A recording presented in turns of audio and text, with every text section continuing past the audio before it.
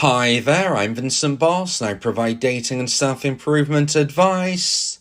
And in today's podcast, we're going to be discussing when your absence doesn't work. I provide audio coaching for breakup recovery, trying to get an ex back, attracting someone new, and life coaching. Visit www.dateme.tips for more details. Please check your spam and junk folders if you are expecting an email from me. So now let's get back into today's podcast, and today we are discussing when your absence doesn't work. So if you have been dumped and want to try to get your ex back, you will have likely heard suggestions to give your ex the gift of your absence as a way to try and reattract them. But what if this goes wrong? In today's podcast, I'll be discussing 3 situations where giving your ex the gift of your absence doesn't work when trying to get them back. So let's get straight into this, and point number 1 is random text ghosting. So if you've been dumped and want to try to get your ex back, I would suggest that in general situations you should be never contacting your ex again unless they contact you first. That is the generalized approach. It's not necessarily the best option for you, but that is what I would suggest in most instances is a good go-to start option. If you're a dumpee, never contact your ex again unless they contact you first. But what happens when they do contact you? Well, this is where point number 1 of today's podcast comes into play. Because when we're speaking about when your absence doesn't work, I would suggest the first important point to bring up is when you decide to ghost your ex if and when they do reach out to you. Now, there is no guarantee that your ex-dumper will ever contact you again, but I would suggest this could be somewhat likely if you behave in the best way that you can post-breakup. So if you as a dumpee, sadly you've gone through the heartbreak, the trauma, it is not easy to keep a stable mindset, but if you're able to live your life the right way, then I believe there is a good chance that one day in the future, your ex will contact you. Now that is great. Welcome to the communication stage. This is an achievement. But at this moment in time, you haven't got your ex back. You've entered the communication stage. That's brilliant. But what happens from here will dictate whether or not you meet, whether or not you get back together. Now, some dumpees might be thinking to themselves, well, I've been dumped. I had my heart broken. I need to teach this person a lesson. And they might think to themselves one of the ways to do this is to ghost their dumper every so often at random intervals during the new texting process. So for instance, your ex-dumper reaches out to you after, for instance, let's just say for an example, 3 or 4 months. It could be sooner than that, it could be longer than that. Let's say 3 or 4 months down the line, post-breakup, your ex-dumper reaches out to you. Well, as a dumpee, you receive this text, you're excited, you're trying to figure out what to do for the best. You think, well, I don't want to become too available to them, so I'm not going to respond for 5 days. Now, in my mind, this is already a bad play for you to be making, because in this day and age, in my opinion, everybody has opportunity once a day to send a text back. It takes a few seconds. There's no real challenge involved in doing this most of the time, and therefore if you don't respond the same day, or okay, maybe they text you at night, and therefore we could say, well, you shouldn't be responding until the following day, but if you don't respond within a reasonable amount of time, it's clear that you're game playing. If you don't reply for 4 or 5 days, your ex-dumper is not thinking you're an incredibly busy person. Instead, they're recognizing that you're game playing. They're realizing that you're trying to teach them a lesson, which of course would be your genuine mindset. So they're absolutely right if that is what you decide to do. So I suggest that you do respond to your ex within a timely fashion. Now, this doesn't mean within 5 minutes of receiving that text, but it definitely means I would suggest within 5 or 6 hours, or maybe if you're at work, you do it when you get back. Maybe that's 8, 9, 10 hours down the line. That's fair enough. If they text you at night, then respond the following day. That's fair enough. But don't leave it 4 or 5 days. That's just obvious. you would have had time to send something back. It looks like you're game playing. But this isn't even precisely what I meant within point number 1 when I said random text ghosting is the first point of when your absence doesn't work. I'm actually referencing more so during the conversation. So let's say that you receive a text from your ex-dumper and you decide to respond 4 hours later. That's fair enough. Then your ex-dumper replies to you 35 minutes later. What happens next? Well, some dumpees believe that this is the time to punish their ex, and they're just not going to respond at all again. They're thinking, well, I've responded once, I'm not going to do it again now. They're going to have to text me 2 or 3 times to prove to me that they really want to get back together, because if they don't, I'm not going to send anything else. Well, in my opinion, this is a huge mistake. If you want to see a clear example of when most instances your absence doesn't work, it's when you start to do random text ghosting. Because from my experience and research, people who do this, dumpees who play this game, well, unfortunately, they're less likely to get their ex back. They're not teaching their dumper a lesson most of the time. If anything, the lesson that the dumper will learn is that, I don't think they're actually interested in me anymore. I've already broke their heart. I don't want to waste any more of their time, so I'm just going to move on.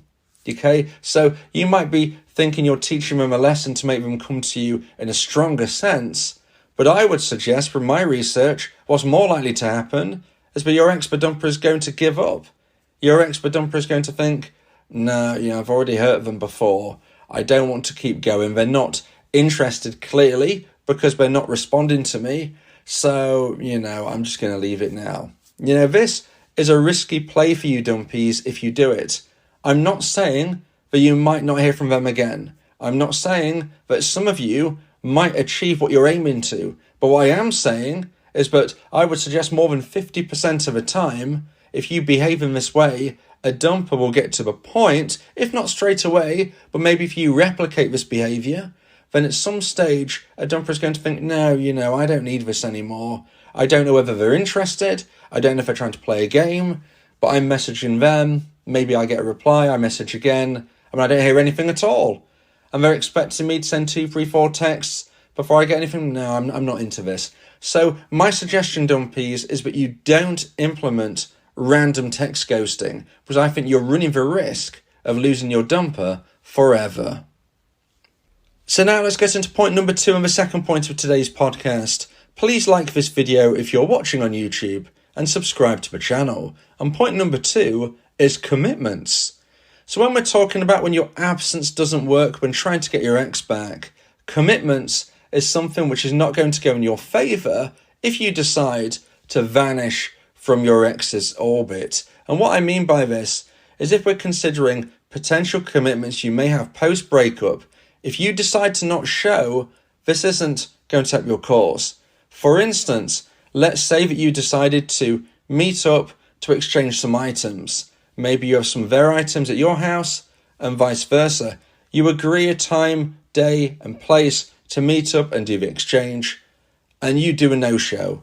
Maybe you just didn't feel like it. Maybe you want to punish them. Whatever it is, you decide to not show up.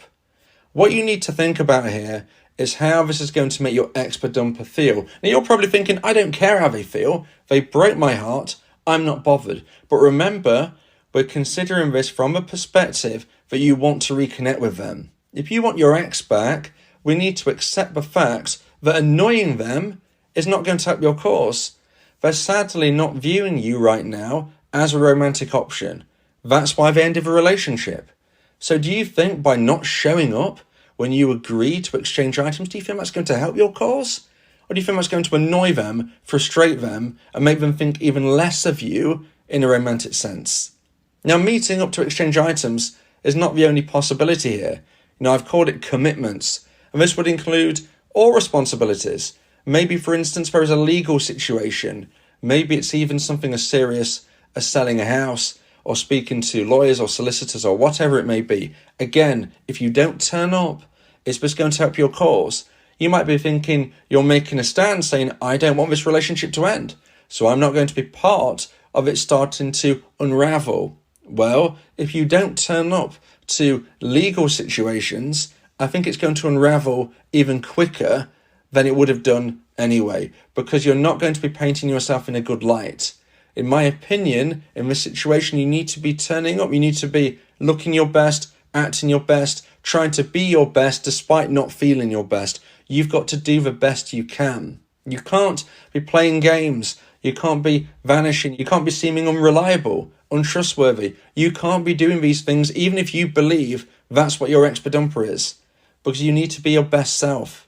And if you're not, and if you don't, and if your ex-bedumper believes but you're messing them about, causing them problems, costing them money, it is not going to help you. Now, there is another possibility within the commitments section of point number 2, and that is childcare.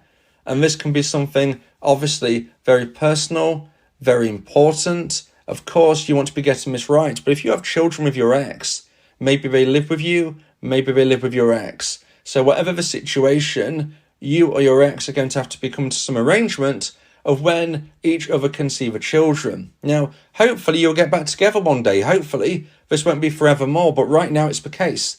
And if you cause your ex problems regarding seeing their children, yes, they're your children, but they're your exes as well. And even if you feel that they've broken your heart, you've got to think of the children's welfare. The child is likely going to benefit from seeing both parents. The child is likely going to be upset if you prevent them from seeing their other parent. Now, if you try to do this, if you cause problems with the childcare setup, not only are you probably going to be causing your child upset, not only are you probably going to be giving yourself more stress, but you've got to be looking at it from the perspective of how the dumper is going to view this. How are they going to view not being able to see their child? Well, I would suggest it's not going to go down well if you're trying to reconnect. Now, maybe it's your ex who actually has the children, and you are in a position where you're trying to see them and they won't let you, or maybe you don't want to see them. Maybe they actually want you to see the child, but you don't want to. Or maybe it's the other perspective. You have the child in your care and your ex-bedumper doesn't want to see them. They're letting them down. They said they was going to come and pick the child up and they don't show. Again, this isn't going to help the person's cause who is getting mixed up in all of this nonsense. We need to be focusing on what is best for the children. But also, if you want to get your ex back, you need to make sure that childcare situations are sorted out amicably and you can be as positive as you can. It doesn't matter if a child lives with you predominantly. It doesn't matter if a child lives with your ex predominantly. Both of you need to be getting on as best you can with the best interests of a child at heart. If you don't, you're not going to just be upsetting the child, but you're likely going to be upsetting your ex-bedumper, which even if you feel they deserve it, again, it's not going to help you get them back. So please consider all of this when we talk about responsibilities and commitments as a whole being something where your absence isn't going to work in this situation. Now, if you would like advice and support about how to try and increase the chance of one day getting your ex back, then you may want to consider my audio coaching service, where me and you can speak one-on-one about your unique specific situation. Go to my website www.dateme.tips for more information about how I can become your coach and your teammate via my audio coaching service. So now let's get into point number 3 and the final point of today's podcast about when your absence doesn't work. And point number 3 is refusing to meet people. So let's just say, for instance, your ex-bedumper reaches out to you. You have some good communication. And guess what? That evolves into you meeting again. This is brilliant. This is wonderful. But you've still got to make sure you get this over the line for you to reconnect in a new, stronger romantic relationship.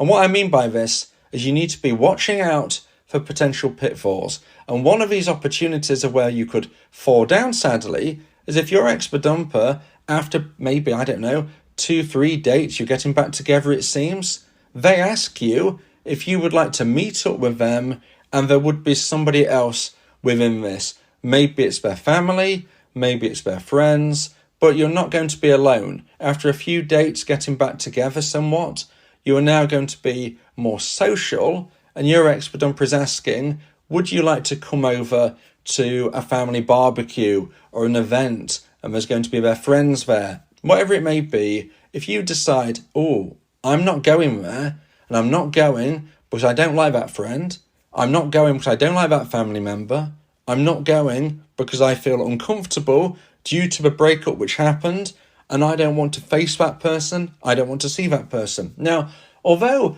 I'm not expecting you to get on with every single person in your ex's family or every single member of their friendship group, what I am saying is that unless it's incredibly serious, please try your best to show up to some type of an event when you and your ex are so close to getting back together.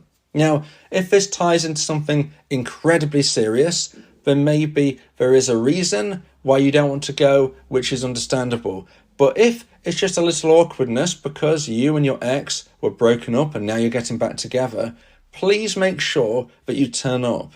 Don't vanish. Don't ghost your ex. Don't tell them that you're not coming. And you might think, well, I told them I'm not coming, so that's fine. I didn't ghost them. No, if you are looking for a situation where your absence doesn't work, this would be one of them.